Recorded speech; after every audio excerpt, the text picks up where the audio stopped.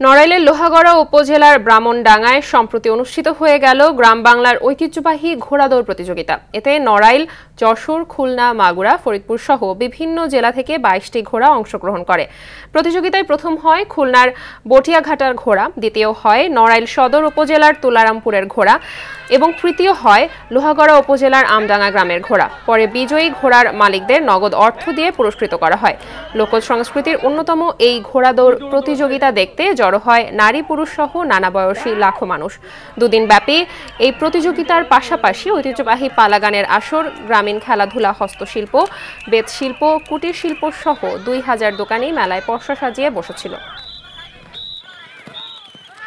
এটা আমাদের হারানো ঐতিহ্যকে ফিরিয়ে দিয়েছে। আমরা আমাদের পরিবারের সঙ্গে অনেক আনন্দ উপভোগ করছি। অনেক বছর পর যেহেতু এখানে অনুষ্ঠান হচ্ছে তাই আমরা এখানে আসছি, অনেক আনন্দ করতেছি, অনেক ভালো লাগতেছে, অনেক মজা হচ্ছে, সবাই মিলে আসছে। এই বছর অনেক আনন্দের সঙ্গে সবাই এখানে আসছি ঘুরতে, অনেক মজা করতেছি। নড়াইলের দক্ষিণ প্রান্ত থেকে ছুটে আসছি এই ব্রাহ্মণডাঙ্গার ঐতিহ্যবাহী ঘোড় দৌড় প্রতিযোগিতা দেখার জন্য। গ্রামীণ এই উৎসবটাকে টিকে রাখার জন্য আমাদের অনেক কিছুর প্রয়োজন রয়েছে এবং সরকারি পৃষ্ঠপোষকতা এবং এলাকাবাসী এবং মেলা কমিটির আয়োজনের পক্ষ থেকে এই মেলাটাকে প্রত্যেক বছর ধরে রাখার জন্য চেষ্টা করার দরকার। এলাকাবাসী একত্রিত হয়ে এবং নিজস্ব অর্থায়নে আমরা এই মেলাটা উদযাপন করে থাকি, পূর্বেও করেছি, এবারও করতেছি।